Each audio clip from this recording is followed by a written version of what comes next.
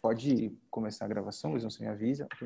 Bom, então, boa tarde a todos que estão conosco em mais essa reunião clínica aqui da Clínica Obstétrica da Maternidade Escola Vila Nova Cachoeirinha. Hoje a gente tem o prazer de receber a doutora Aline Monteiro Mazariol. Ela é a responsável aqui pelo setor de hemoterapia da nosso hospital, é hematologista e hemoterapeuta. Ela tem um currículo imenso, mas ela preferiu que a gente não passasse todo o currículo, né, Aline? Então, a gente é um prazer ter você conosco hoje à tarde para discutir um pouco sobre os aspectos práticos da hemoterapia. Muito obrigado pelo convite e você tem o tempo que precisar. Obrigado. Bom, eu queria agradecer a você, Enoque, a você, Luiz, que conheci agora. É um prazer realmente poder passar um pouco dessa experiência do dia a dia que a gente tem aí na maternidade. E como eu estava dizendo um pouquinho antes da gente começar, eu tenho 35 anos de formada, mas esses casos aqui eu só tenho visto na maternidade. Eu só estou há 5 anos aqui. Então vocês têm uma experiência muito maior que a minha. Mas assim, é realmente um prazer poder conversar com vocês e passar um pouquinho do que eu sei. Então hoje eu vou falar dos aspectos práticos da hemoterapia. Eu sou a Aline, como o Enoque já falou, eu sou responsável pelo setor de hemoterapia e do HMEC, tá?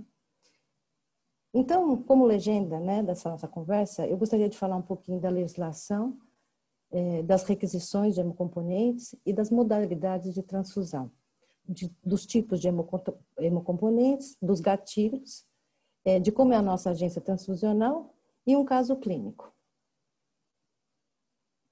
Primeiro, eu queria falar para vocês que a hemoterapia é a primeira especialidade médica que é legislada. Ela é totalmente baseada em legislação. Em tudo que a gente prescreve ou faz, ou conduta que toma, existe uma legislação. E a legislação ela é atualizada constantemente. E atualmente, as que estão coordenando todo o nosso serviço na hemoterapia são essa portaria aqui, 158, que saiu em 2016, que ela redefiniu todo o regulamento técnico de procedimento em hemoterapia. Existe um marco conceitual e operacional de hemovigilância, é o primeiro que existe no Brasil. E depois tem essa legislação 34, que dispõe sobre as boas práticas no ciclo do sangue, que vai desde a coleta de sangue até a gente liberar os hemocomponentes. E a outra legislação, que é de 2013, é a segurança do paciente que está envolvido nesses serviços de saúde que recebe os hemocomponentes. Então, tudo que a gente faz dentro de um banco de sangue, de uma agência transfusional, existe uma legislação por trás. Então, nós somos obrigados, como hemoterapeutas, a cumprir essa legislação. E transfusão, né, que nós vamos falar. O que é uma transfusão? É uma operação que consiste em passar sangue total ou hemocomponente de um indivíduo, que é o doador, para um outro, que é o receptor. Ela sempre deve ser solicitada por um médico. A transfusão de sangue faz parte do ato médico. Então, ela só pode ser solicitada por um médico. E ela só pode ser realizada por um profissional habilitado sob uma supervisão médica. Então, transfusão é um ato médico. Quando a gente faz uma requisição de transfusão ou de hemocomponentes, a gente é obrigado a seguir todos esses 12 itens. É claro que todos os médicos não vão saber todos esses itens, uma vez que a transfusão é um procedimento que é mais usado por todas as especialidades médicas. Então, não dá para todos os especialistas saberem, em ordem, todos esses requisitos para fazer um pedido de sangue. Portanto, a gente padroniza através da requisição de procedimento hemoterápico. Então, é super importante que tenha o nome do paciente, o RG do paciente, o que você está solicitando, os antecedentes pessoais. Precisa ter o nome do médico com o número do CRM e a data que isso foi pedido. E a modalidade transfusional, ou seja, você quer que este procedimento seja executado na emergência, na urgência, na rotina ou programado. Isso faz toda a diferença, tá? Então, segundo a nossa legislação, uma requisição, uma modalidade transfusional programada é para uma cirurgia eletiva, em determinado dia, em determinada hora. Quando você solicita na rotina, é um paciente internado e essa transfusão será feita nas primeiras 24 horas. Quando você pede urgência, dentro de 3 horas, e quando você solicitar emergência, ela tem que se realizar imediatamente. Então, isso é muito importante. Se você me pedir uma emergência, eu tenho que realizar o mais rápido possível essa transfusão, tá? Porque a não realização pode acarretar a perda desse paciente. Então, quando você está pedindo isso para mim, você tem em mente os gatilhos transfusionais, né? Em que condições você deve, por exemplo, prescrever hemácias, né?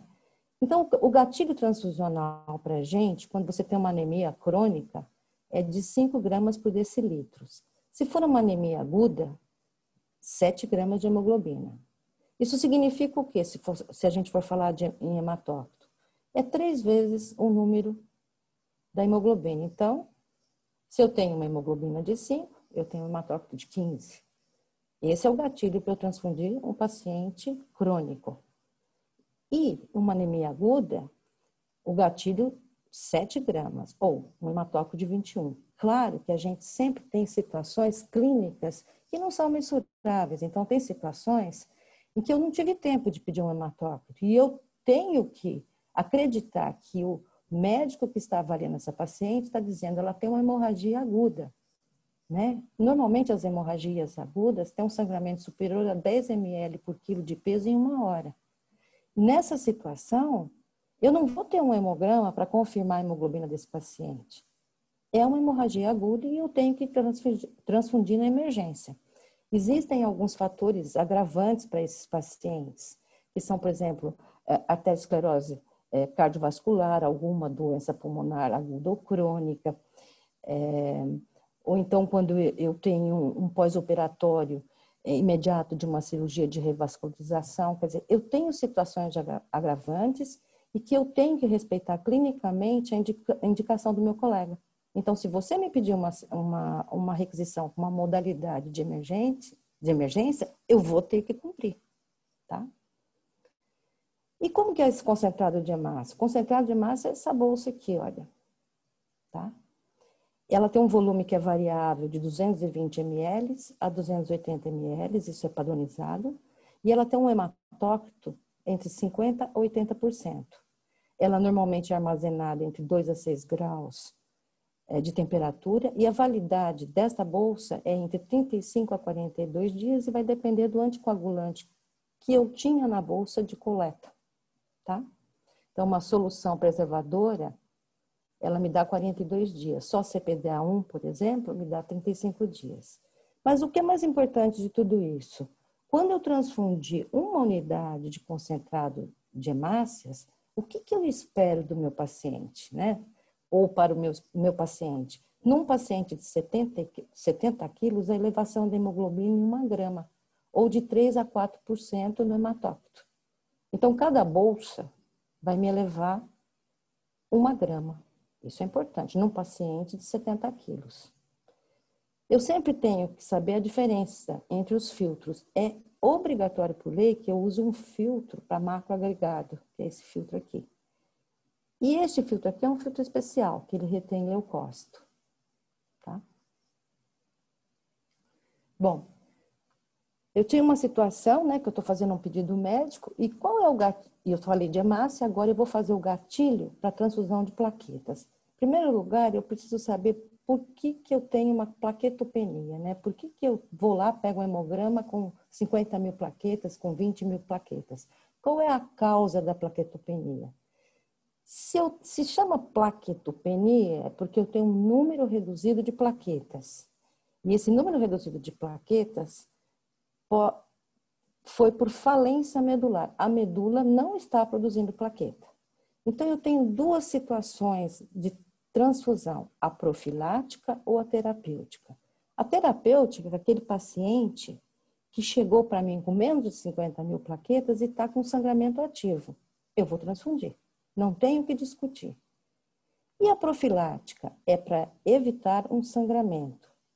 Então, aqui existem várias condições. Por exemplo, um adulto que tem uma plaqueta, um adulto que está fazendo quimioterapia, que tem uma plaqueta menor que 10.000, é uma indicação de transfusão. Uma situação comum para a gente aí no hospital, uma paciente com menos de 50.000 e que vai para uma cesárea ou vai fazer um parto normal. Essa paciente tem que receber plaquetas, porque o objetivo para mim é ser maior que 50.000, tá? Então, esse é o gatilho transfusional de plaquetas. Quando existe uma falência medular na produção de plaqueta. E a outra situação é a plaquetopatia. Eu tenho um número de plaquetas normais, mas eu tenho uma alteração da função plaquetária. Então, eu vou pegar um hemograma, está lá o número de plaquetas normais, mas elas são incompetentes. Normalmente, essas doenças são doenças crônicas, já foram diagnosticadas, e o paciente chega para a gente contando uma história. Olha, eu tenho uma alteração de plaqueta. E normalmente ele já fala, olha, eu tenho uma trombocitemia de Glasma, eu tenho um Bernard-Soulier, ou tenho uma síndrome da plaqueta cinza, ou seja, é uma doença crônica.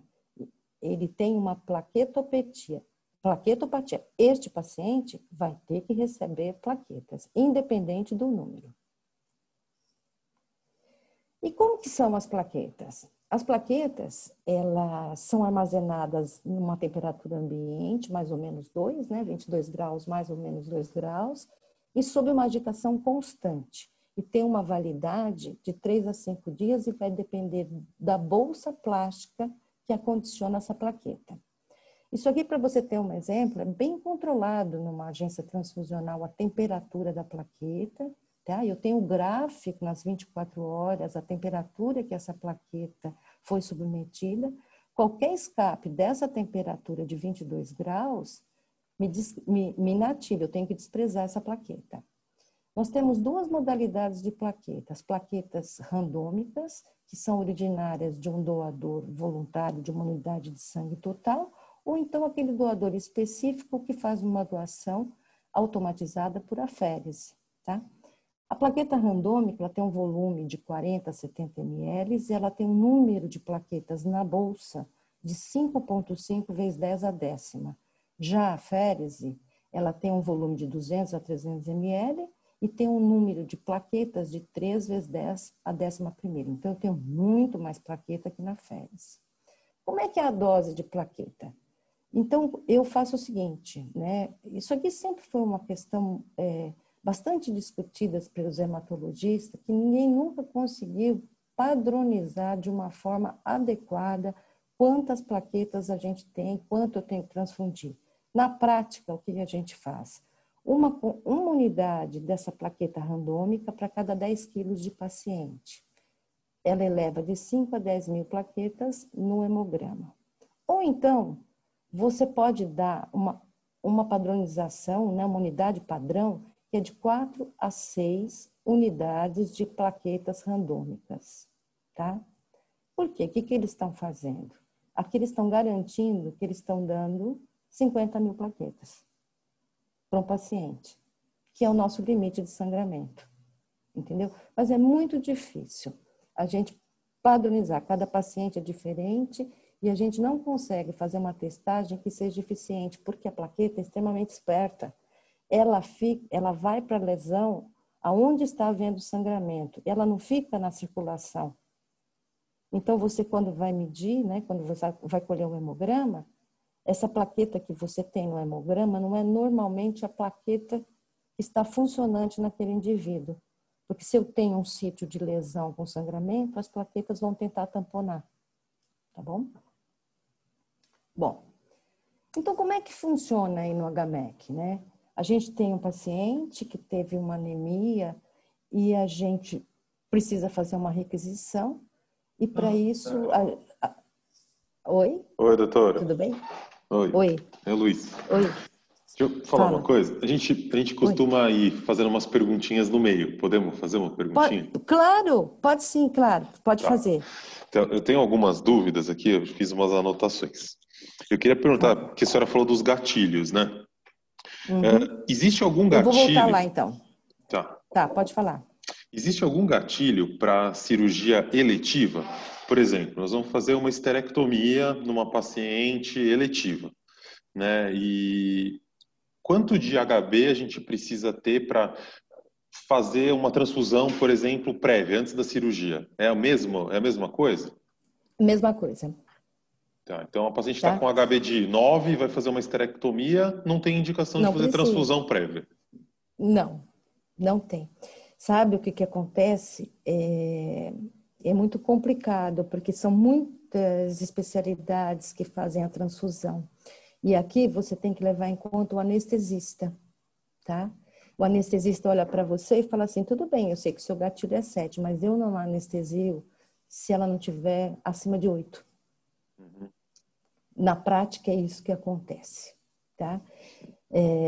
Por exemplo, uma coisa que eu vejo sempre é o idoso. Acima de 65 anos, a gente costuma usar hemoglobinas mais altas.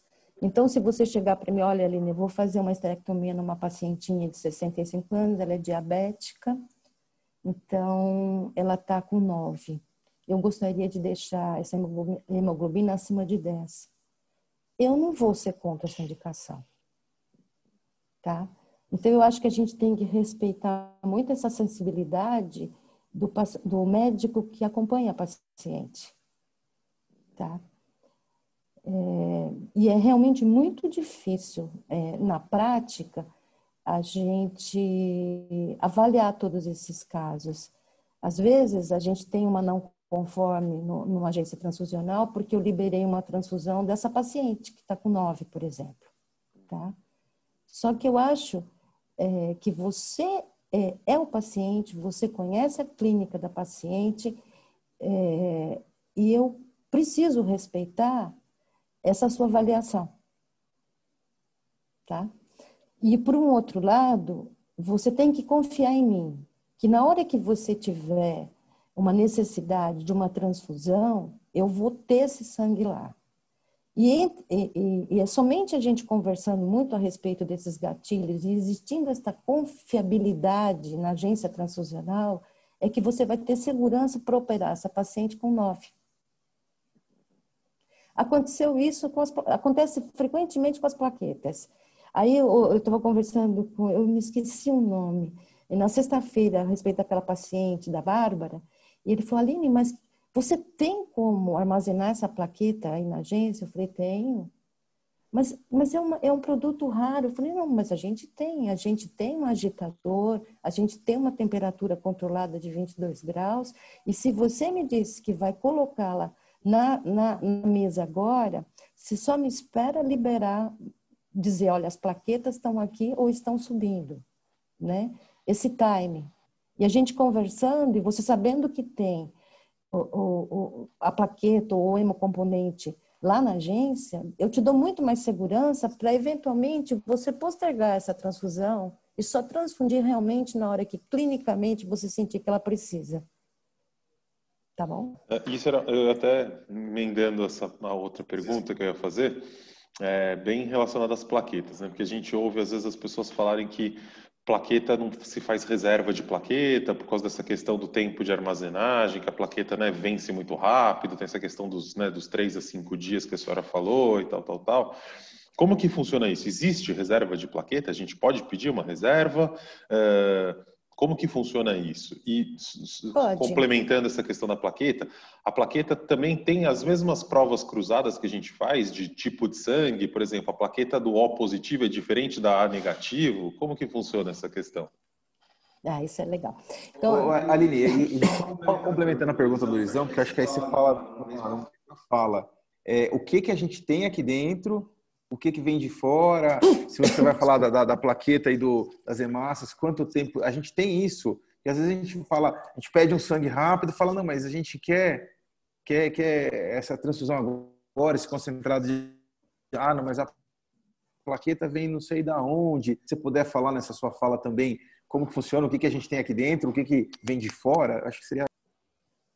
Tá, então como é que a gente funciona? Uma questão de logística, a gente tem uma central que armazena todos esses hemocomponentes. Eu tenho na agência Apesar de não haver prescrição, mas eu tenho de reserva 2 unidades de plaqueta para a neonatologia, porque a gente tem um berçário aí de alto risco, tá? E eu vi na prática que a gente tem muitas crianças que nascem com infecções, com sepsis, sangramentos, e são crianças com menos de 1.200 gramas, então realmente elas têm indicação de receber plaqueta, e com plaquetas baixas, tá? Então, é possível sim, principalmente para o recém-nascido, que ele é mais susceptível a essas quedas de plaqueta do que um adulto normal. Em relação aos adultos normais, então nós temos 2 condições, né? Vamos supor que chegasse na emergência, né, uma pessoa sangrando e que eu fosse pedir um hemograma e viesse lá 20.000 plaquetas. Eu não vou ter essas plaquetas aí na agência. Não deu tempo de eu me organizar. Mas em questão de 1 hora, eu vou solicitar para a minha central, que fica aqui em Moema, e ela vai me mandar as plaquetas. Acontece que, às vezes, nem a central tem essas plaquetas de reserva. A gente lida com isso. Isso é o nosso dia a dia e não é da maternidade, é de qualquer lugar. Eu trabalhei num hemocentro muito grande e que em algumas situações a gente estava em estado crítico e a gente ficava sem plaqueta, tá? Mas a gente pode se organizar, como foi esse caso, esse exemplo que nós tivemos. É uma paciente que tem plaquetas abaixo de 50.000 e que ela tem uma indicação obstétrica de cesárea e nós vamos precisar transfundir uma dose padrão de 5 unidades. Então, eu pedi essa reserva.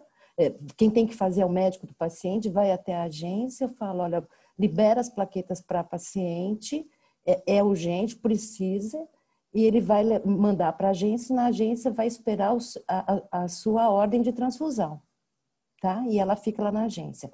Aí você vira para mim e fala, olha, Nini, como ela não está aumentando a plaqueta, eu estou vendo que ela vai necessitar mais doses de plaqueta. O que que eu faço? Olha, tem uma indicação formal agora, de transfundir 5 unidades a cada 8 horas ou cada 12 horas. Então, você vai me descer os pedidos, porque isso é uma emergência, a emergência é uma urgência, né?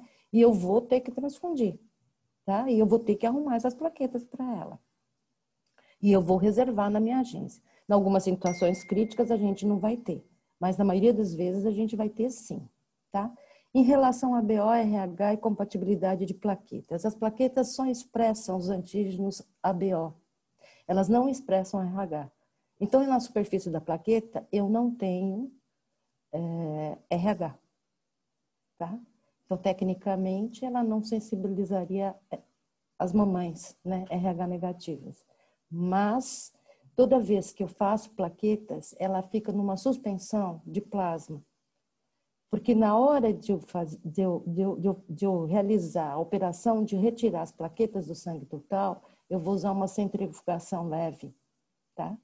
E junto vem algumas hemácias, que eventualmente, se for um doador RH positivo, vai ter hemácias com RH positivo, né? Essa quantidade é bastante pequena, tá? Mas ela pode sensibilizar. Por isso, a gente prefere as doações por aférese, onde não existe contaminação de hemácia. Tá? Em relação à compatibilidade ABO-RH, eu não faço prova de compatibilidade de plaquetas, porque, na verdade, eu dou isogrupo. Se você é o tipo O, eu transfundo O. Se você é A, eu transfundo A. E assim por diante. Tá? Então, se você me pergunta, mas eu sou tipo B e eu não tenho plaquetas B no meu banco de sangue, como é que eu faço? Eu vou dar o A. Existe uma eficiência menor dessas plaquetas que não são isogrupo, né, que não é do mesmo grupo do paciente, mas elas têm uma eficiência e ela é necessária para um paciente que não tem plaquetas e, portanto, está sangrando, né? Então, o índice de aproveitamento dessas plaquetas é em torno de 60%, 70%. Mas é melhor do que eu não ter plaqueta nenhuma. E a outra questão que você não fez, mas eu vou falar também, Como essas plaquetas são suspensas em plasma, e no plasma a gente tem aqueles anticorpos naturais, que é o anti-A e anti-B, então, por exemplo, eu sou O, eu tenho anti-A e anti-B. Para quem essa quantidade de plasma seria lesiva? Para os recém-nascidos. Porque se eu pegar um recém-nascido tipo A e der uma plaqueta O, eu vou estar dando anti-A para ele. Então, eu posso causar um pouco de hemólise para ele. Tá? Então, não seria a melhor indicação. Mas no adulto, ela acaba sendo desprezível. Tá bom? Era isso. Respondi? Sim, respondeu sim. Obrigado, doutora. Tudo bem. Aline, eu tenho mais uma questão, assim. Pode Então, assim, falar. a plaqueta, ela vem da central, né? A gente não tem Sim. plaqueta tirando essas 2 unidades de reserva. Então, sempre que a gente solicita, tem esse tempo de chegada De central, 1 tendo hora. não disponível, né? Legal. Agora, os concentrados de hemácia a gente tem aqui A na gente agência. eu conto com estoque residual exatamente porque ao longo desse tempo, né, que a gente trabalha na agência, a gente sabe mais ou menos quantas hemácias eu uso no hospital. Então, no meu estoque, eu tenho estoque de todos os tipos de sangue, né? E principalmente ser uma maternidade, eu tenho os O negativos, né? Os Os negativos, que são a grande dificuldade de qualquer banco de sangue. Por ser uma maternidade, a gente tem essas reservas. Tá? Então, eu só não tenho plaqueta devido à validade que vence muito rápido, e então eu perco muita plaqueta. Então é melhor que ela fique concentrada na sede e venha para quem realmente vai receber. Mas as hemácias que têm uma validade de entre 35 a 42 dias, eu tenho sempre em estoque. Tá? E a plaqueta, acho que isso que o Luizão quis perguntar também, uma vez que a gente solicitou, e se por algum motivo, né, enfim, não é para solicitar se não vai usar, mas se por algum motivo a gente não usou a plaqueta, ela não pode ser devolvida, né? Na verdade, ou não, por conta desse, ela pode ser devolvida para a central ou não? Olha, por exemplo, a gente tem uma norma que, se ela saiu da agência transfusional e foi para o centro cirúrgico aí do HMEC, por exemplo, eu não posso aceitar essa plaqueta de volta, porque eu não sei o que aconteceu exatamente com essa plaqueta, tá? Então, eu posso ter, sei lá, alguma alteração de temperatura, de agitação, ou mesmo de contaminação, que não foi adequada durante o manuseio dela no centro cirúrgico. Ficou aqui em cima dessa mesa e depois não usou, depois volta. Quer dizer, a gente realmente não aceita de volta por isso. Mas se ela está no meu estoque, tá? E você falou assim, olha, eu não vou precisar, como aconteceu com a Bárbara, eu tinha 8 unidades para ela estava na UTI, de repente a gente foi ver a plaqueta dela, estava com 75 mil, a gente falou, opa, não é mais para transfundir. Então, ela ficou lá sob agitação, ainda falei com a Luciana, que é a chefe do nosso laboratório, falei, Luciana, vamos esperar até a meia-noite, porque pode haver algum outro caso que necessite de plaquetas, a gente usa essas, mas no caso não é realmente para liberar, porque ela já não precisa mais das plaquetas. Então, ela ficou lá na agência e essas do domingo venciam meia-noite. Então, realmente, elas foram desprezadas. Tá? A última pergunta, antes de você seguir sua aula. Pode falar. Tudo bem, Tudo Aline. Eu vi que você mostrou a legislação ali no começo da tua aula, e eu queria saber em relação, assim, você me disse que é um procedimento médico, o médico que prescreve a transfusão, e a gente precisa do consentimento da paciente. Como que funciona nesse sentido? Porque a gente sabe que tem situações específicas em que a paciente não concorda, enfim. Não Eu transfunde. queria que você falasse um pouquinho disso. Isso aí Bom, a gente tem dois extremos, né? Nós sempre tivemos o testemunha de Jeová nas nossas vidas, né? Como hematologista e hemoterapeuta. O testemunha de Jeová é uma situação muito delicada, porque quando você transfunde um testemunho de Jeová, uma testemunha de Jeová, você está privando esse paciente, segundo a religião dele, ascender ao paraíso, né? Então, É muito complicado, né? Você ser responsável por uma atitude, independente da sua crença, mas que vai alterar muito a vida desse paciente. Então, puxa vida, eu estou salvando a vida dele, mas estou condenando essa pessoa na religião dela, né? Então, o que acontece? Atualmente, cada vez mais, a gente tem um termo de consentimento livre esclarecido, né, dos pacientes que, ao se internarem, eles assumem que, na necessidade transfusional, seguindo as normas do hospital, os gatilhos transfusionais, ele se submeterá a uma transfusão. E se isso não acontecer, se ele não quiser assinar, como é que a gente deve lidar com o problema? Tá? Vamos supor, eu sou hematologista, eu estou fazendo uma quimioterapia, sei que vai haver uma falência medular, sei que ele vai chegar numa anemia, e aí como é que eu faço com esse paciente? Eu transfundo? Eu não transfundo? Um dia eu perguntei isso especificamente numa reunião que nós tivemos, e me falaram o seguinte, que eu poderia me negar a tratar um paciente que se recusasse a reconhecer as minhas técnicas de tratamento. Então, veja bem, eu sou uma hematologista. Um dos meus tratamentos é transfusão. Então, como é que eu posso aceitar esse paciente se ele se recusa a seguir as minhas orientações? Então, tecnicamente, se há condições de eu fazer esse questionamento e conversar com esse paciente, eu falo, olha, então eu não vou tratar você. Mas na prática não é o que acontece no serviço público. Você vai ser surpreendido com uma paciente de testemunha de Jeová, num sangramento inevitável, num aborto inevitável, com sangramento importante, evoluindo para sepsis, e que aí você vai ter que transfundir não só hemácias, como plaquetas nesse paciente. Tá? Se você não sabe, se ela chegou chocada e que você pediu a transfusão e a transfusão se deu antes de que alguém pudesse assinar o termo de consentimento livre esclarecido, então já aconteceu o fato. Segundo o Conselho Regional de Medicina, nós temos que salvar vidas, né? Então nós temos que agir. Nós não podemos cometer imperícia e imprudência, né? Porque se a gente sabe, para aquela situação cuja hemoglobina está em 2, o único jeito de eu salvar aquela vida é transfundir, eu vou transfundir. Normalmente a gente responde processo, viu? Não só no Conselho Regional de Medicina, que eles nos liberam, mas na Justiça Comum, nós somos absolvidos, mas a gente constitui advogado para nos defender. Então, quanto mais fechadinho nós tivermos, quando eu digo fechadinho, em relação a esse termo de consentimento, junto ao hospital, melhor para nós, que a conduta é nossa como médico, tá?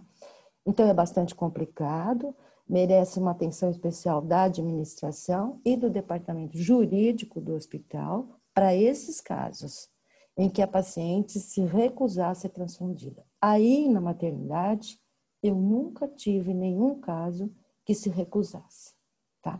Mas eu também já tive casos na minha experiência, na minha vida profissional, em que, apesar de testemunha de Jeová, que é muito comum, o que a mãe fazia para não perder o filho? Ela pedia que cobrisse a hemácia, para que não visse que estava transfundindo. Tá? Quem vai lidar com isto é a mãe, não sou eu. Mas ela pedia. E a outra coisa muito frequente é que quando era plaquetas, eles achavam que não era sangue. Eu ficava assim, eu falava assim, então sangue para eles é só hemácia que é sangue. Plaqueta, plasma, crio não é. Então, é muito complicado. Eu também não vou ficar, olha, isso aqui também é sangue, eu vou ficar na minha. Né? Se ele vem me questionar que não pode, a gente para, tudo bem, mas eu também vou ficar na minha. Tá? Mas realmente é bastante difícil. É bastante difícil na prática. Tá? Bom, então, concluindo, a gente Pode tem seguir, Aline, obrigado. Nada. A gente tem esse consentimento aí na maternidade, sim. tá? Todos os pacientes assinam ao internarem, tá? Bom, aí eu estava aqui falando desse fluxo. Então, quando você fez essa requisição, né, para esse paciente, a gente vai encaminhar para a enfermagem, vai haver a coleta das amostras. Essas amostras vão ser identificadas, os tubos vão ser identificados. Nunca esquecer que uma amostra só tem validade por 72 horas e ela vai ser levada até a agência transfusional.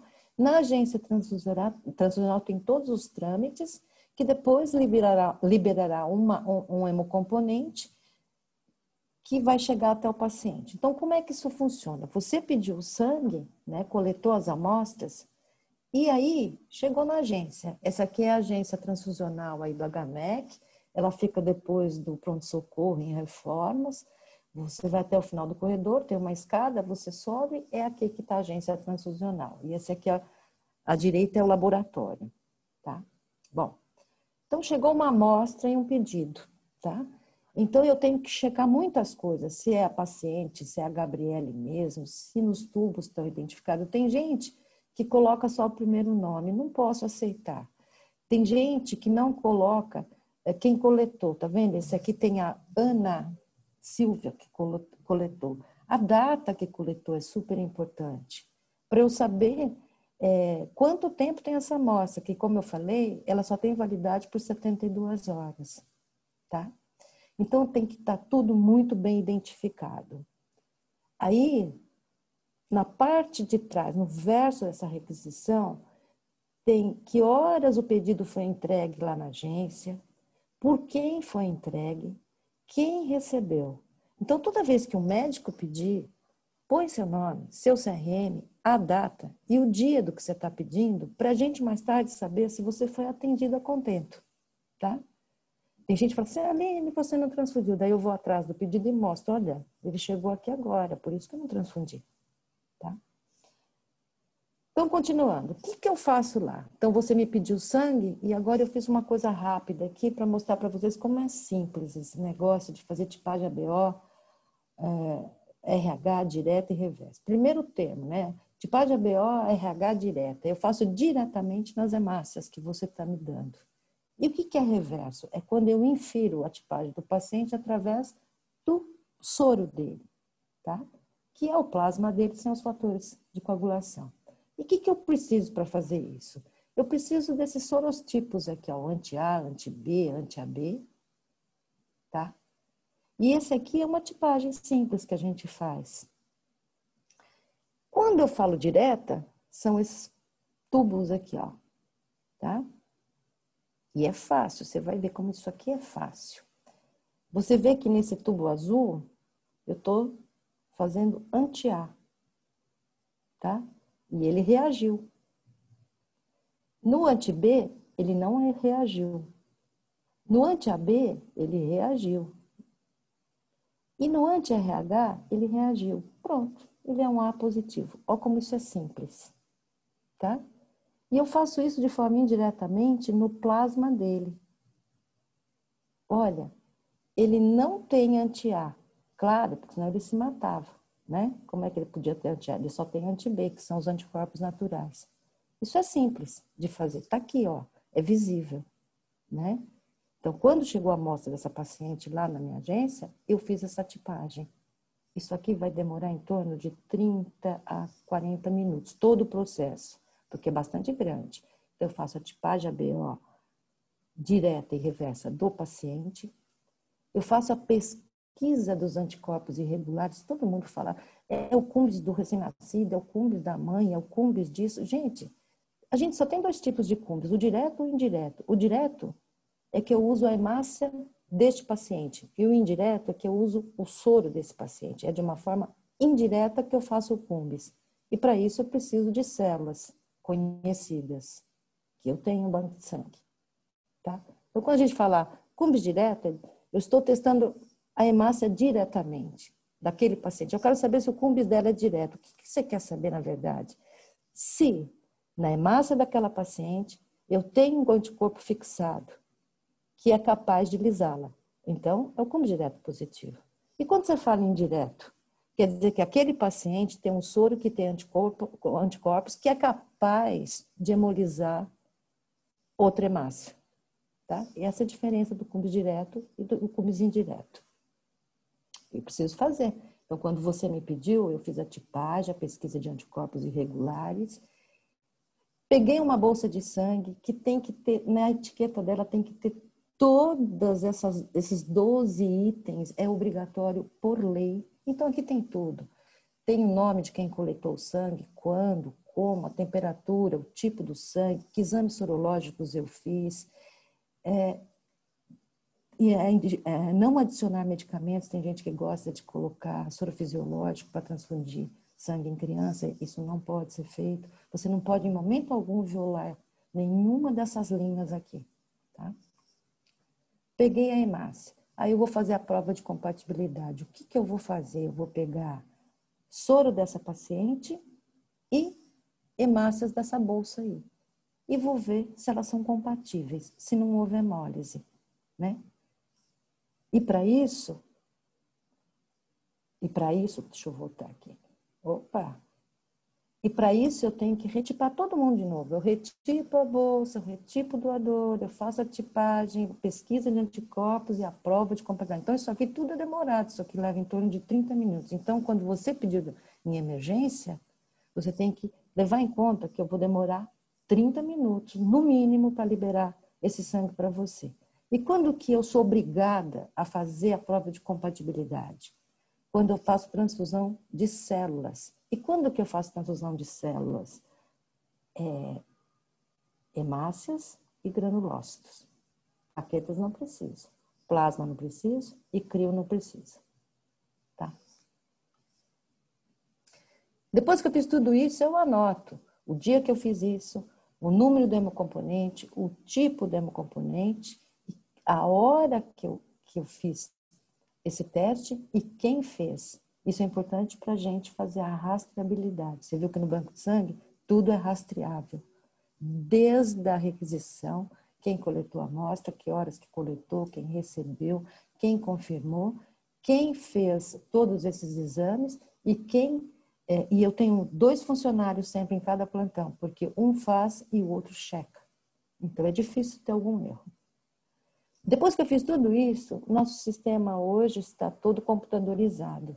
Então, eu vou lá no sistema, digito, né, que foi tudo ok com essa prova de compatibilidade, né, e vai gerar uma etiqueta. Que nessa etiqueta eu vou ter os dados da paciente, que é essa primeira parte, os dados do médico que fez a requisição, a hora que ele fez, o número da requisição, e depois a bolsa que eu liberei, o número da bolsa, a prova de compatibilidade negativa, o volume que tinha a bolsa e quem foi o técnico que liberou.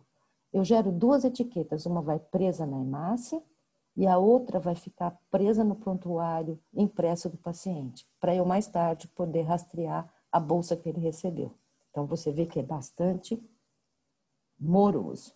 Mas quando você tem uma liberação de emergência, tem algumas situações em que você precisa fazer liberações especiais.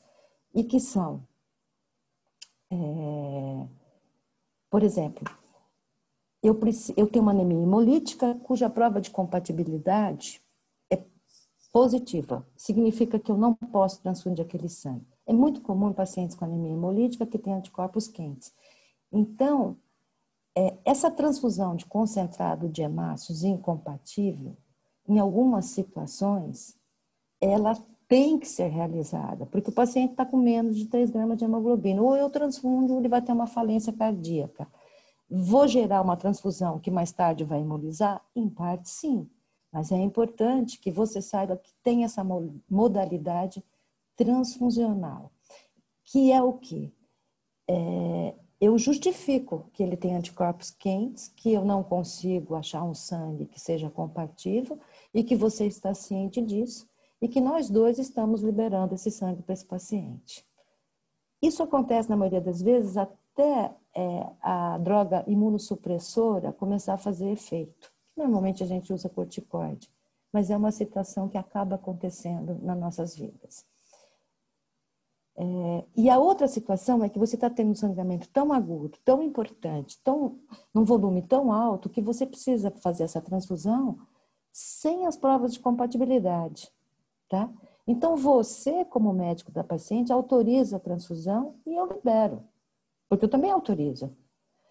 Então, é super emergência esse tipo de transfusão. Não deu tempo nem de eu fazer os exames e eu vou liberar uma bolsa de sangue.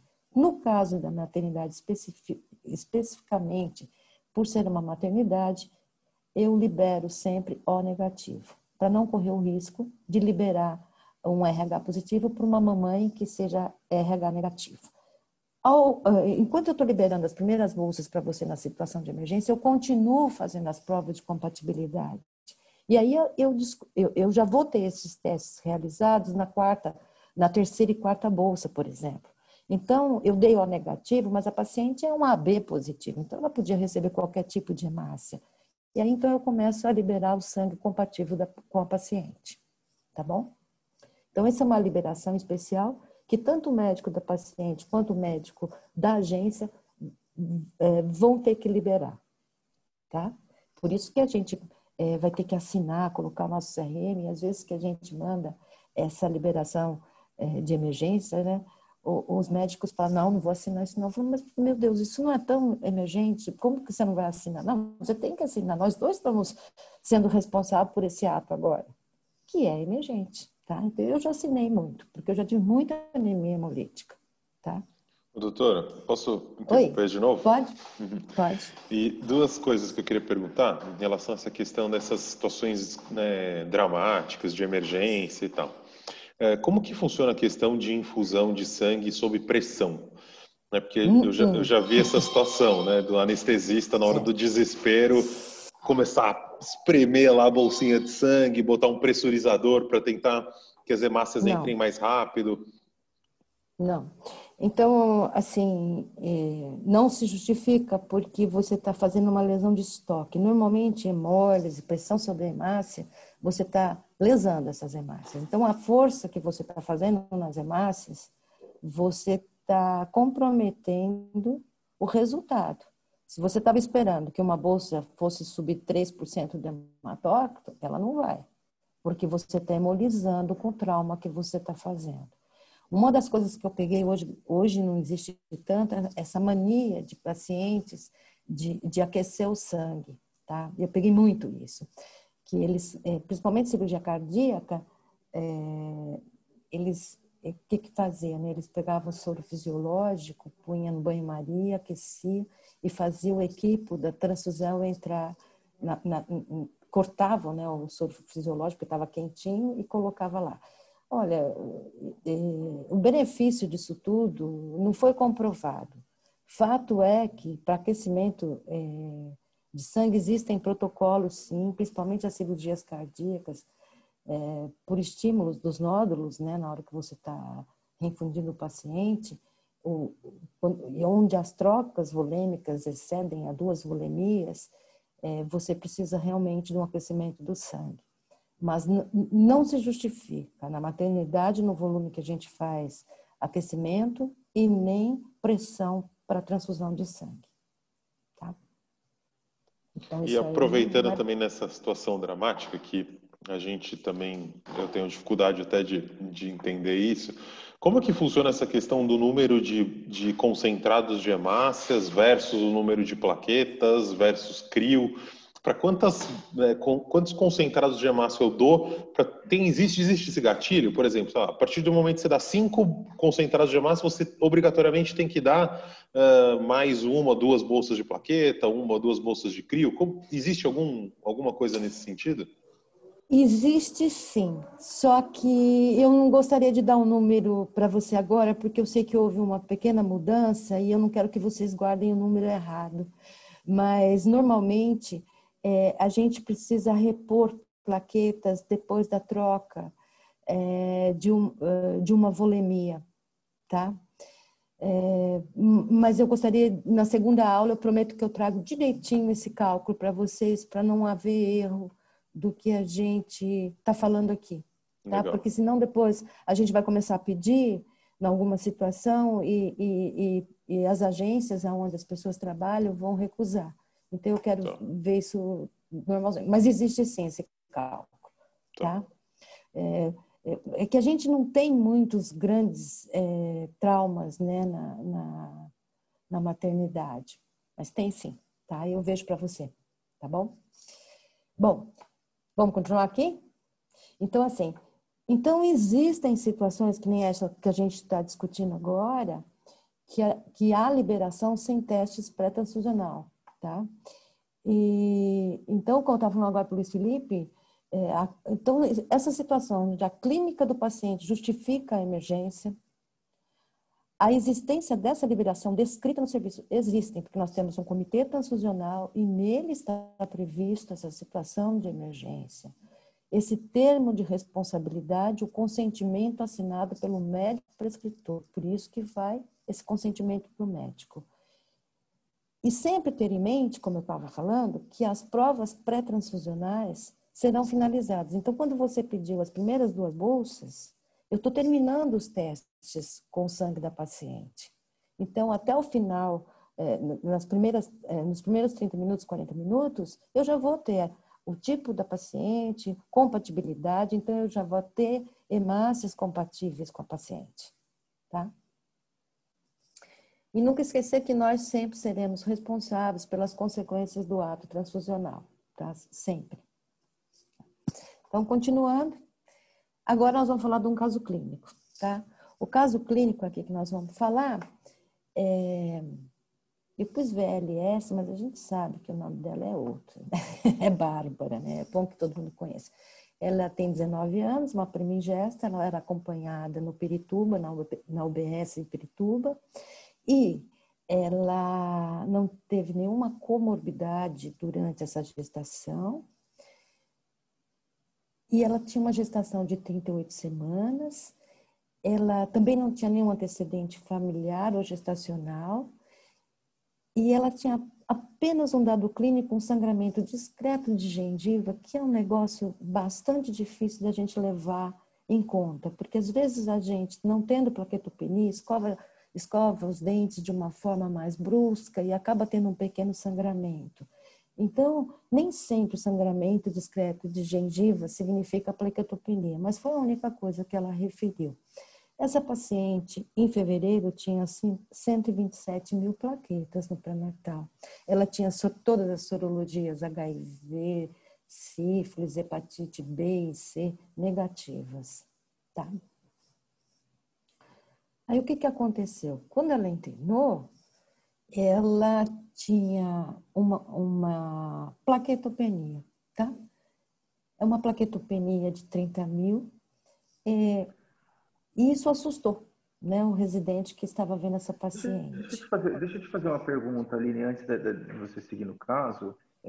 A gente, enfim, em obstetrícia, a gente sempre tende a valorizar a plaquetopenia abaixo de 100 mil, né, na obstetrícia. Mas nesse caso específico, para essa paciente no início de gravidez, 127 mil de plaqueta, você faria alguma valorização desse valor ou não? Não, 127 mil para mim é normal. A gente sempre valoriza abaixo de 100 mil na gestação, sim, tá?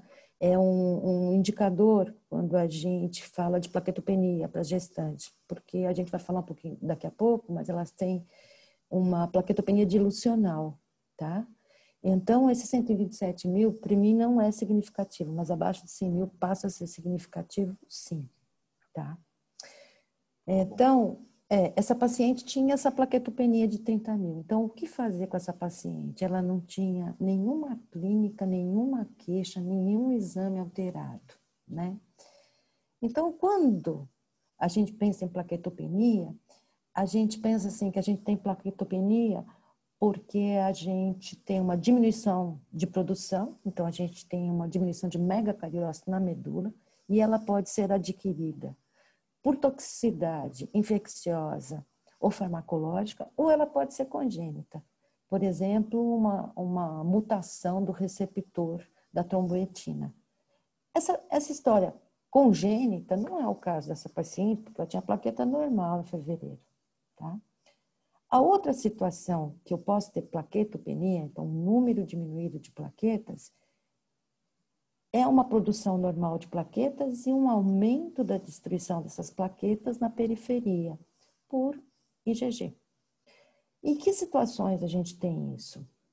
A gente tem nas plaquetopenias imunológicas de doenças sistêmicas, como o lúpus, ou uma anemia hemolítica autoimune, ou em doenças infecciosas, como o HIV, o HCV e o H. pylori. Tá? E também a gente tem uma plaquetopenia imunológica, aquela que a gente chama de idiopática, onde a gente não consegue achar nenhuma etiologia para essa plaquetopenia e tem um aumento de destruição periférica. É tão importante, né, a gente saber que a sobrevida das plaquetas, que normalmente variam de 7 a 10 dias, ela acaba demorando horas. Tem pacientes que chegam a ter a sobrevida em 15, 20 minutos. Por isso que a gente não transfunde a plaquetopenia imunológica. Apenas no sangramento, que é aquela história do caso de sintomas clínicos, tá? Bom, então, que hipótese diagnóstica eu penso para esse paciente? Então, aqui, eu tenho a frequência de ocorrência das patologias mais comuns na gestação, né? E a gente sabe que existe uma plaquetopenia gestacional. Ela ocorre em 70% a 80% das vezes quando eu pego essa plaquetopenia na gestante, e geralmente ela é acima de 70 mil, tá? Então é abaixo de 100 mil e acima de 70 mil, tá? Tem algumas situações, como a pré-eclâmpsia, que o primeiro sintoma vai ser uma plaquetopenia, tá? Isso ocorre em 15% a 20% das vezes, tá? E então, o que essa paciente teria de história? Ela teria hipertensão e ela teria uma proteinúria, né? E no caso, até então, eu não tinha nem história clínica de hipertensão e nem proteinúria, mas que posteriormente, eu estava conversando aqui com a Enoque, essa paciente ganhou 8 quilos na última semana, fez hipertensão, e na eletroforese de proteínas, ela tem uma albumina mais baixa, mas eu não tinha a proteinúria de 24 horas. Então, fica aqui, para mim, a dúvida se não era uma pré-eclâmpsia. Né? Eu tenho essa dúvida. Né? Inclusive, né, eu tenho essa dúvida, mas vamos continuar. De 1 a 4% dos casos de plaquetopenia em gestante, pode ser a plaquetopenia imunológica primária, que acontece, então, de causa idiopática, a gente não sabe, por isso, primária. E a secundária, que é pela hepatite, HIV, H. pylori, que é menor que 1%. Como é que eu tenho um diagnóstico disso? Sorológico. Foi tudo negativo para esta paciente. HELP síndrome, menor que 1% em ocorrência. O que eu tenho? Eu tenho hemólise, um DHL que na maioria das vezes é superior a 600 e um TGO maior que 70. Nesse caso, eu não tinha hemólise, não tinha bilirrubina aumentada, o DHL dela estava em 400 e o TGO estava em 50. Estava discretamente aumentado, mas nunca acima desses valores que são preconizados.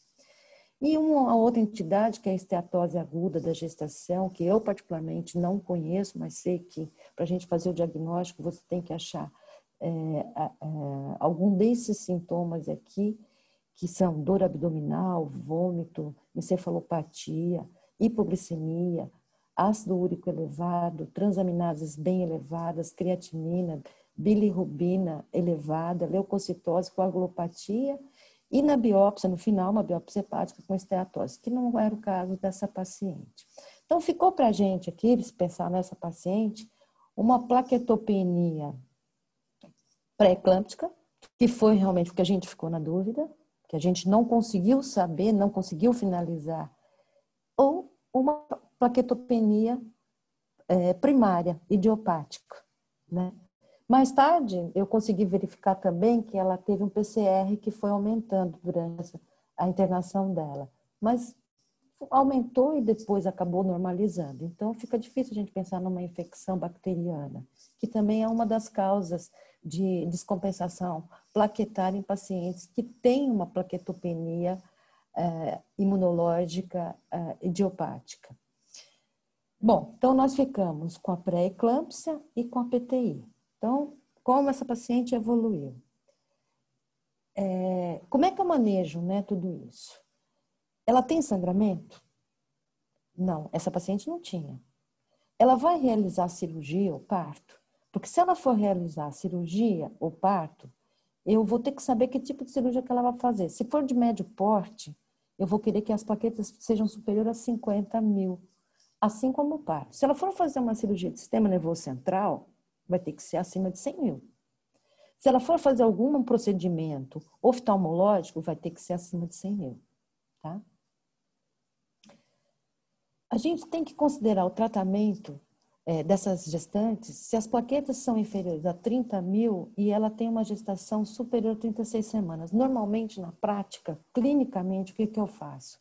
Eu avalio essa paciente e suspeito quando eu suspeito da PTI, eu introduzo corticoides de 1 a 2 miligramas por quilo por dia, até um limite em torno de 60, mas eu já vi paciente que eu aumentei um pouquinho, respondeu, é bem sensível esse limite na pulsoterapia dela.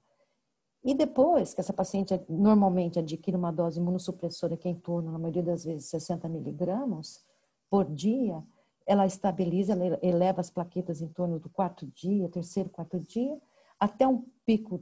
O pico eu espero em torno do 4º até o 10º dia. Aí eu espero ela estabilizar e vou retirando devagar. Não retire de forma brusca, porque senão essa paciente vai ter queda das plaquetas.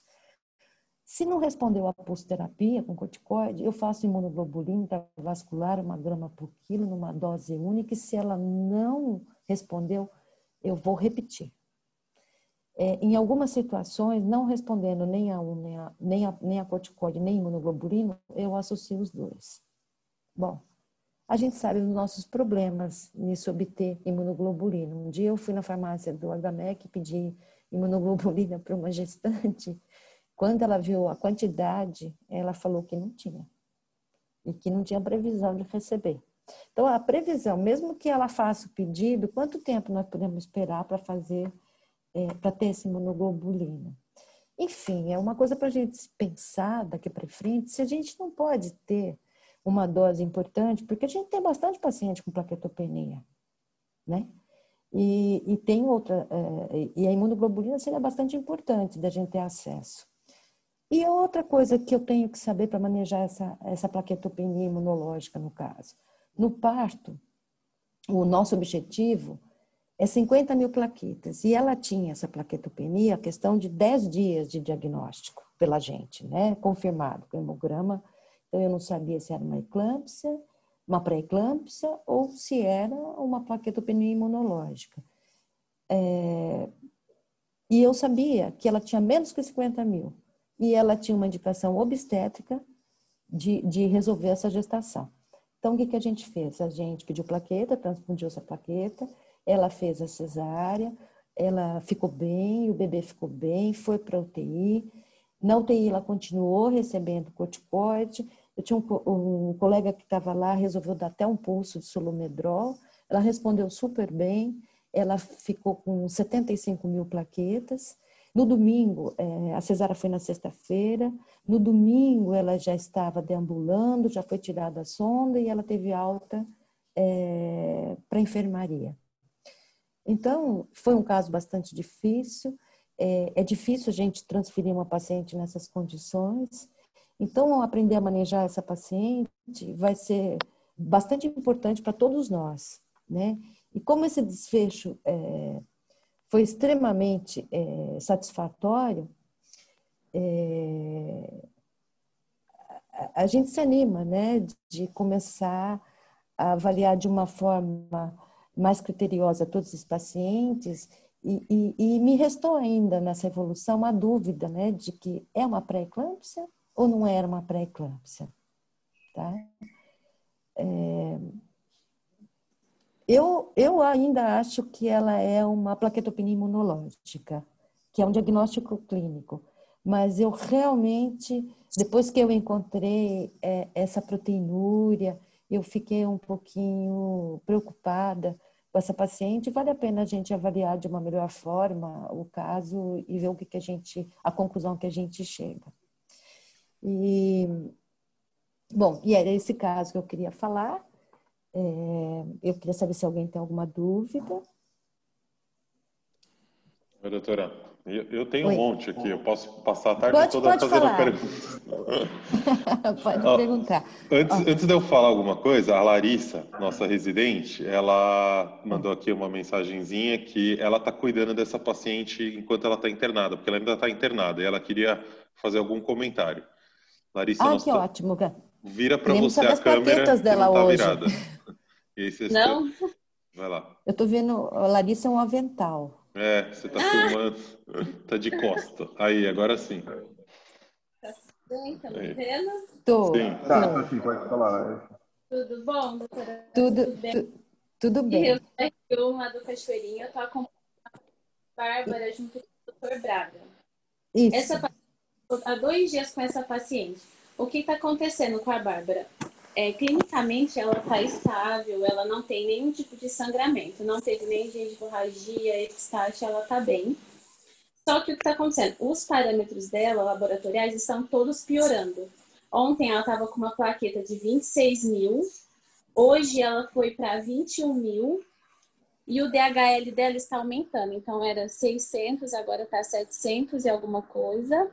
E o TGO também piorou, foi para 107. Então, o que a gente acredita que aconteceu com essa paciente? A gente acredita que ela abriu um quadro de pré-eclâmpsia com plaquetopenia, que depois ela foi evoluindo na casa da gestante com aumento do pico pressórico, né?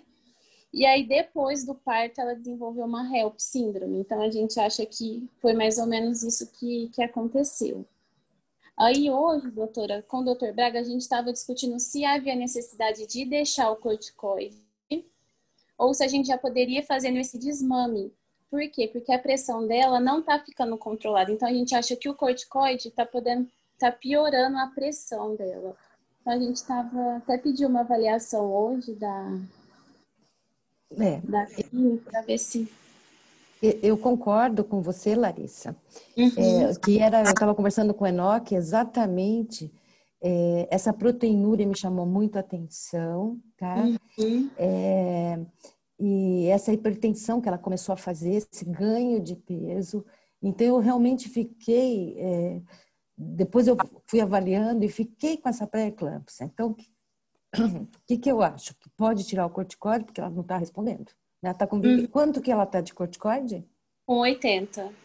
Pode tirar, porque ela já está com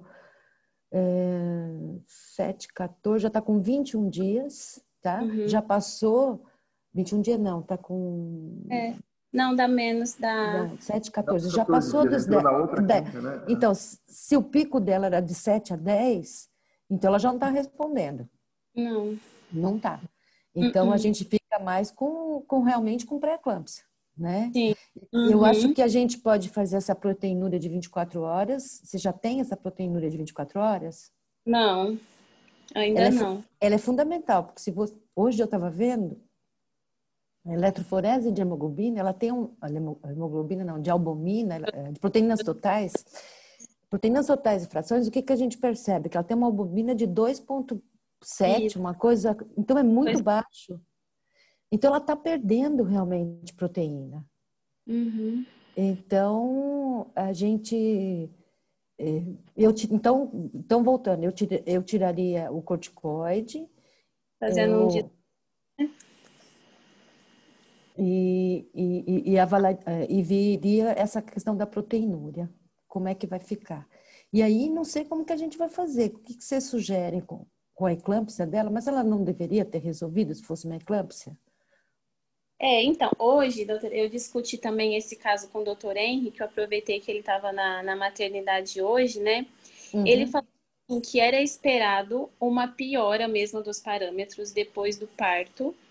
Ele falou que ele realmente esperaria um aumento de DHL, aumento de TGO, que agora a tendência é melhorar. Ele falou que a tendência agora, que já está o 5º dia, né, do pós-operatório da cesárea, que a tendência seria melhorar, que era para a gente acompanhar, que ele falou que realmente não tinha muito, assim, o que fazer, né, para a gente Eu acho que...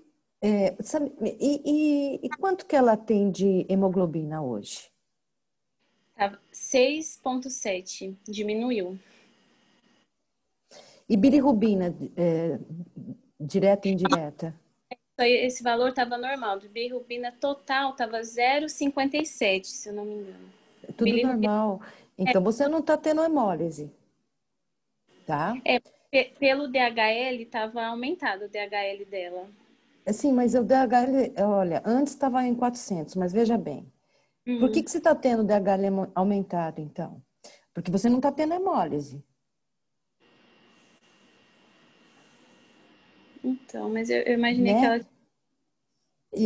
Bom, não entendi, mas o doutor Henry, ele acha que é uma pré-eclâmpsia. ele acha que era uma pré-eclâmpsia, que depois ele fez uma HELP, que ela evoluiu para uma HELP. Entendi. Entendi. Ele até questionou de a gente fazer uma dexametasona EV ao invés da prednisona VO, porque ele estava me explicando, tem uns guidelines que falam que a dexametasona ela é melhor que a prednisona para estimular a produção de plaquetas. A gente sim, é porque é uma dose, a prednisona é uma medicação mais crônica, né? Realmente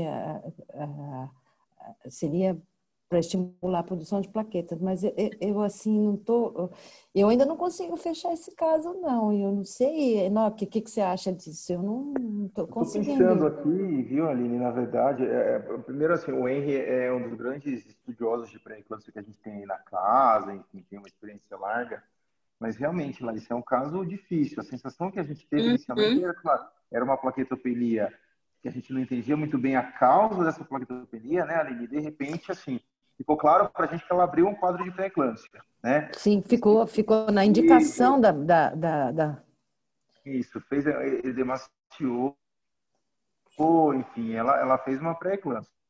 Agora, essa evolução pós-parto, mesmo pensando que é uma síndrome real que está quase fazendo uma semana pós-parto, eu esperaria que já tivesse começado a melhorar esses exames, né? Então, eu não sei, a gente não entende, não tô tranquilo com esse caso, tá bom? O também. caso está me preocupando Eu bastante, né? eu não estou tranquila também não, porque a plaquetopenia da pré-eclâmpsia, ela às vezes é o primeiro sinal da pré-eclâmpsia, é a plaquetopenia. Só que já deveria ter resolvido, tá? Ela evoluiu com HELP síndrome após a cesárea. Eu não sei, vocês têm experiência de HELP síndrome após? Pode acontecer, né? Tem casos que aparece, pode aparecer até mais de uma semana após parto, mas é muito raro, Aline, é muito raro, né? Então, se a gente imaginar que possa ser um caso de exceção, mas assim, são casos quando aparece tardiamente, a paciente não desenvolveu a síndrome HELP intraparto e vem aparecer uma semana depois. Agora, um caso arrastado desse jeito que me preocupa, né? Eu tendo a pensar que ela tinha alguma situação de base. Parece que ela tem uma Que doença encaixar tudo no mesmo crônica. diagnóstico, né? Ela deve Então a ter gente uma tentou doença encaixar tudo no mesmo. crônica. Exato. Eu vou pedir um negócio, vocês vão dar, assim, eu estava conversando com o Caio da patologia, né? Eu falei, olha, Caio, eu não sei porque eu olhei para essa menina, me deu uma impressão que ela tinha doença de Hansen. Eu fiquei com isso na minha cabeça.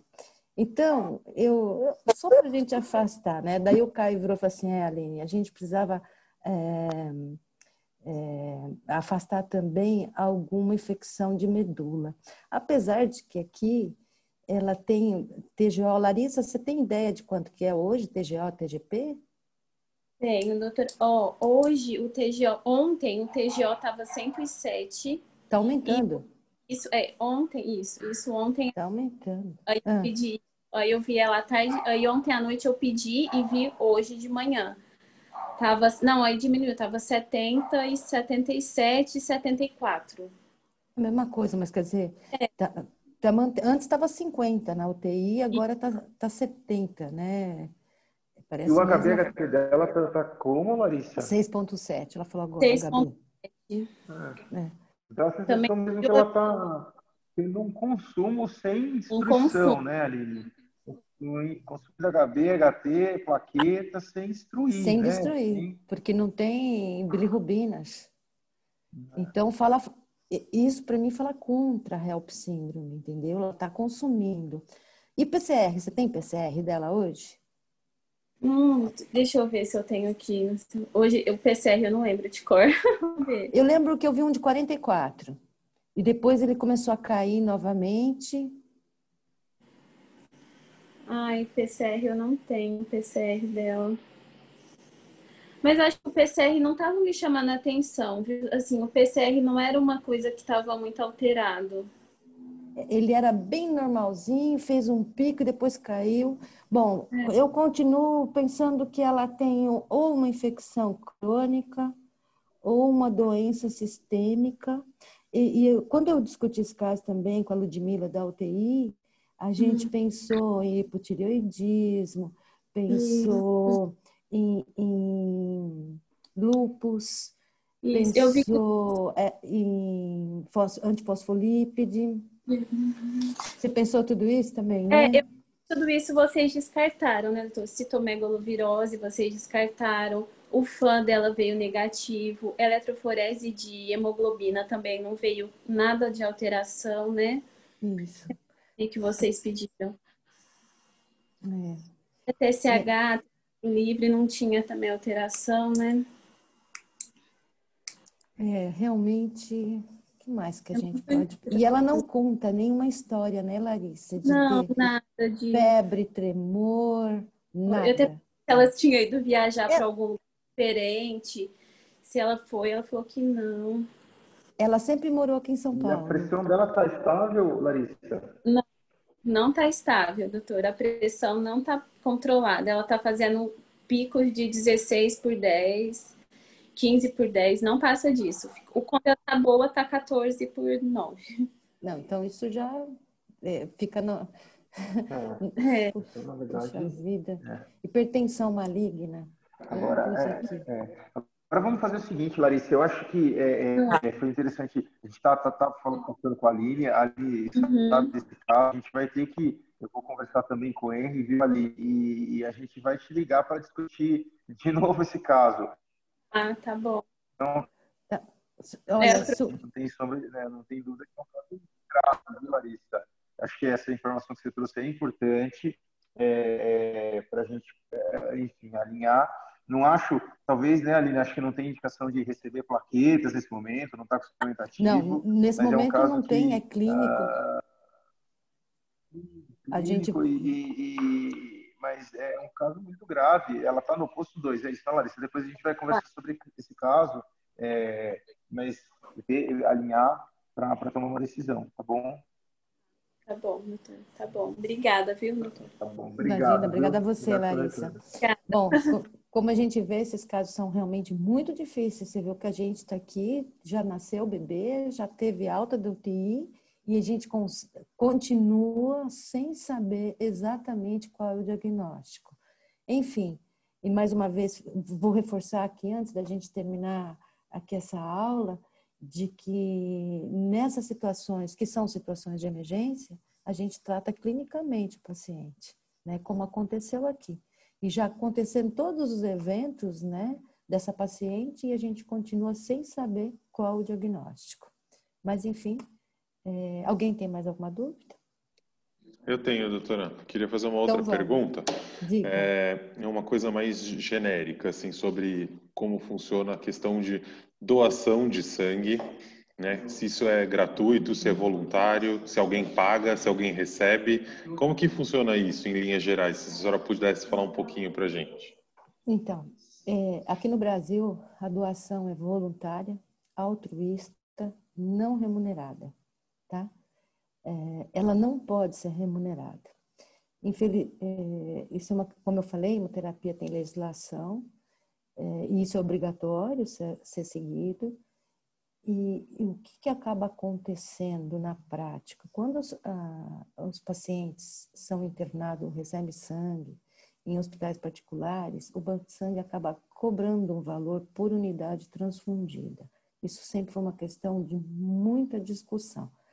É que as pessoas não entendem que quando você está num hospital privado, quem paga os exames sorológicos do sangue que o seu parente recebeu é você.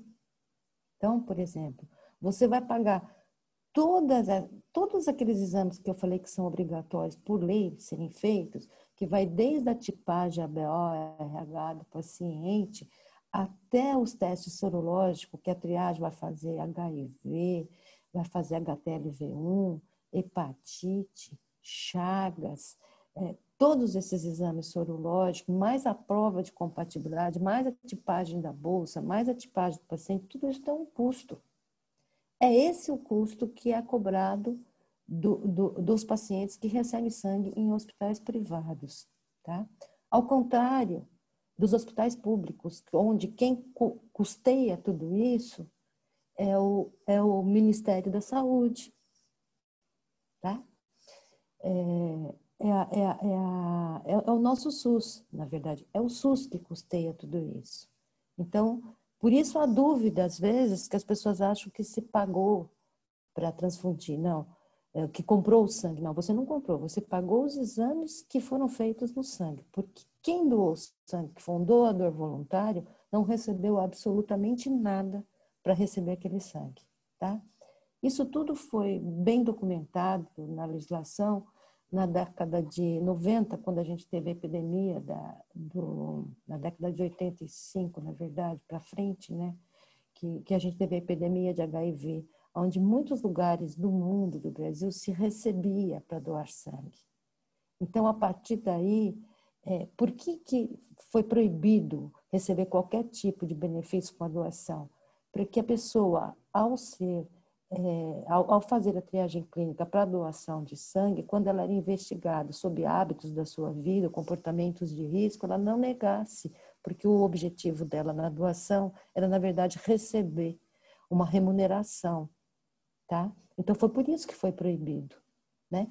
Então, a pessoa que vai doar sangue, ela não recebe nada, para não ter o risco de omitir alguma informação importante, que depois que você coletou o sangue, que apesar de fazer todos os exames que são obrigatórios por lei, existe um período que se chama janela imunológica, onde você está contaminado, mas ainda não desenvolveu anticorpos, que podem ser mensurados no sangue doado. Esse período de janela imunológica varia de um micro-organismo para o outro, tá? E ele existe. Por isso que a gente sempre tem cálculos do risco transfusional em período de janela, que é possível, está previsto que é bem baixo. Por exemplo, eu sei que para hepatite, acho que é para hepatite C, a cada 30 anos, e aí vai o risco para transfusão em janela é muito baixo, mas existe a janela, né? Então, as doenças ainda podem, correm o risco de transmissão, mas é realmente quase desprezível, tá? Mas é por isso que é cobrado, para fazer esses testes, tá? Legal. Acho que o Renê quer fazer uma pergunta também, Renê. Ele perguntou aqui, ó. Quais são os critérios para um hospital ou uma cidade ter um banco de sangue? Existe obrigatoriedade de um hospital particular ter um banco de sangue? E se o hospital paga o banco de sangue para ter o banco de sangue? Então, dependente de que tipo de hospital, né? Se é um hospital público ou se é um hospital privado. Eu sei que tem alguns setores, né? Tem algumas clínicas, por exemplo. Você não pode ter um centro cirúrgico, com cirurgia de médio grande porte, como é o HMEC, se você não tiver uma agência transfusional. Você não pode ter UTIs sem uma agência transfusional, tá? Então, para que esse hospital tenha uma UTI, é necessário que ele tenha uma agência transfusional. A vigilância não vai liberar o alvará de funcionamento para esse hospital com UTI, pronto-socorro e centro cirúrgico, sem agência transfusional. Então, isso é um critério, tá? Para você ter uma UTI no hospital somente com uma agência transfusional 24 horas por dia. Tá? A quem paga? Depende. Se for um hospital público como o nosso, quem paga é o SUS, né? Um hospital particular, ele precisa pagar para ter o banco de sangue? Sim, ele vai ter um hospital, ele vai ter um banco de sangue privado, né? Então, todas as atividades que são realizadas naquela agência ou naquele banco de sangue são por conta de um banco de sangue privado, que é contratado pelo hospital para poder ter toda essa atividade hemoterápica, que é bastante complexo. É bastante, porque nós estamos falando, aquilo que eu mostrei rapidamente, o que a gente faz, tudo, agência transfusional. Banco de sangue, você vai ter a coleta de sangue, então você vai ter um setor de doador, depois você vai ter um setor de exames, né? Os exames imunomatológicos, os exames, laboratórios para exames sorológicos, depois você vai ter uma área de estoque e uma agência transfusional. É um serviço bastante grande.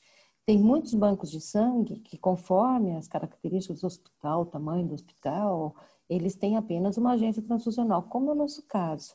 Tem hospitais maiores que já comportam um banco de sangue. Isso vai depender do número de leitos do hospital, da atividade do hospital, se é um hospital que tem cirurgia geral, tem oncologia, o número de cirurgias é importante. Hoje nós temos, nesse hospital, cerca de 200 transfusões mês. Isto é um hospital de médio porte. Tem hospitais que a gente tem 20 transfusões por mês. Entendeu? Então, assim, vai depender da característica desse hospital também. Tá bom? Ele fez outra pergunta aqui, se o hospital particular pode comprar o banco de sangue de uma agência ou de um banco de sangue público. Como que funciona isso? Olha, eu trabalhei num grande banco de sangue, né? Um grande hemocentro, e lá, que é um serviço público, né? Era do Estado. E lá a gente tinha um setor, né?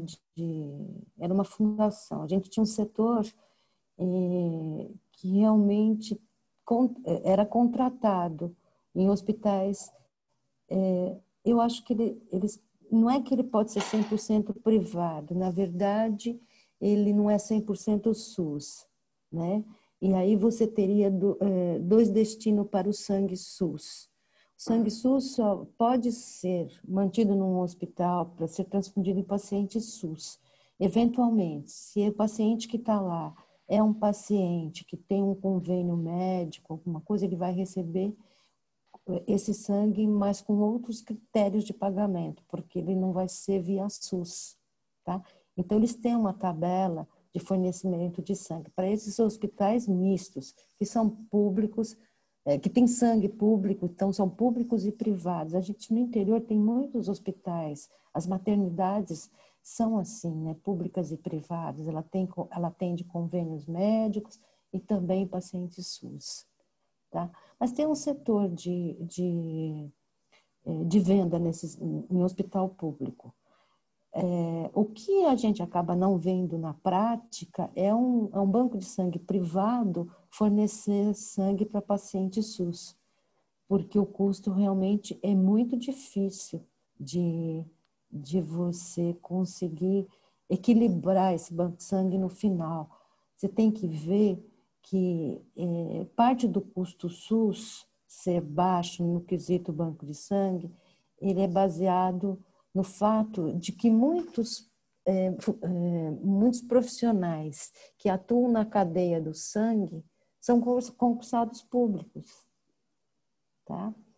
Então, por exemplo, vários hospitais, os técnicos em hemoterapia são funcionários públicos concursados que recebem como qualquer funcionário público. É diferente de um banco de sangue privado, onde todo aquele RH é toda contratada pelo próprio banco de sangue. Tá. E só para encerrar essa questão de financeira, o banco de sangue, ele pode ter fins lucrativos, o banco de sangue? Pode. Banco de sangue do Sírio-Libanês. Não é, ele é uma entidade privada, né? Que também recebe sangue de doação. Ele recebe o sangue de doação e vende o serviço, na verdade, do banco de sangue, é isso? Que era isso que eu estava te falando. O que ele vende para o paciente que recebeu esse sangue? Na verdade, ele vende os exames que foram realizados, né? Eu cometi um erro aqui de comentar o nome do hospital que me veio na cabeça na hora, mas na verdade qualquer hospital privado, ele na verdade está cobrando os testes que foram realizados nesse sangue, para que esse sangue esteja habilitado a transfundir no paciente. É que o nosso sangue, né, o sangue que vem para a gente, de um hemocentro público, por exemplo, ele tem todas as etapas públicas, eu diria, não saberia, diria assim. No caso da maternidade, que é uma questão diferente. Por exemplo, quem presta serviço para a maternidade é uma empresa sem fins lucrativos, tecnicamente, né? Mas eu não saberia te dar muitos dados a respeito, porque daí você fala, mas como é que ela consegue equilibrar essas contas e proporcionar um sangue de qualidade? Como é que ela faz tudo isso, né? Realmente, eu não saberia dizer. Eu sei que no caso da prefeitura, por exemplo, é prestado desse serviço, ele é contratado e é uma entidade sem fins lucrativos. É isso mesmo. Entendi. É complicado. Legal. Interessante esse assunto. Bastante. Tá bom. Não sei se alguém tiver mais alguma pergunta. Acho que no chat aqui ninguém perguntou mais nada. Não sei se o Enoque quer fazer algum comentário. Eu quero sim.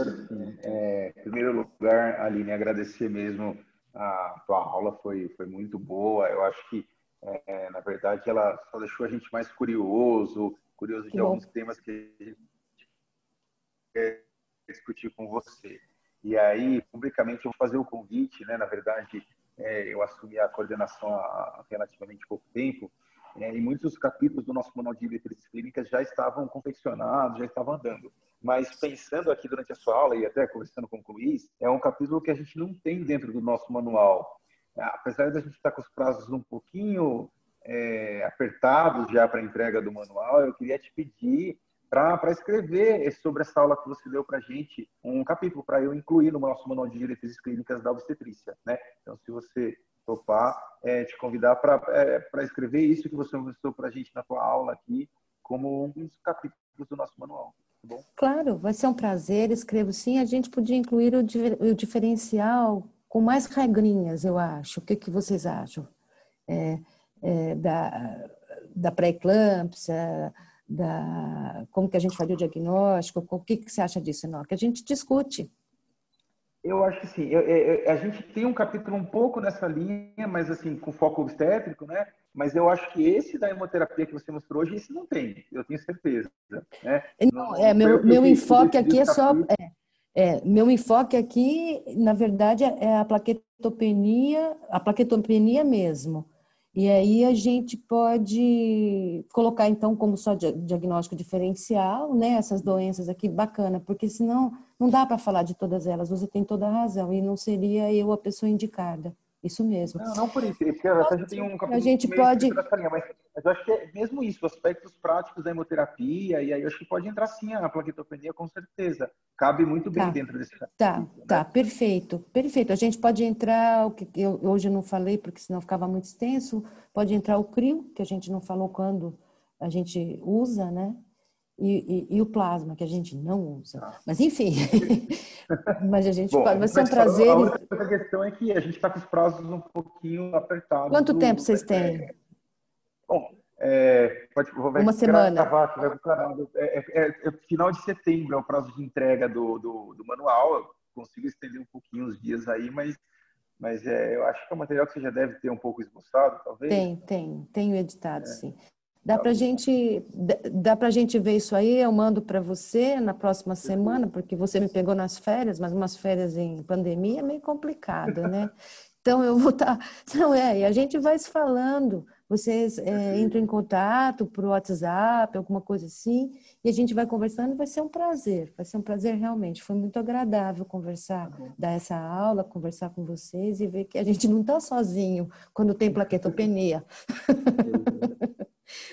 Tá bom? Bom, se ninguém tiver mais nenhuma pergunta, eu vou te agradecer então, Aline. A gente vai dar por encerrado aí a discussão e, enfim, a aula vai estar disponível depois no canal do YouTube. A gente te manda os links para você, enfim, quiser fazer mais alguma consideração. Obrigado, viu? De nada, foi um prazer. Obrigada, viu, Enoque? Obrigado, Luiz. doutora. Prazer. Tchau, tchau. Tchau, gente. Tchau.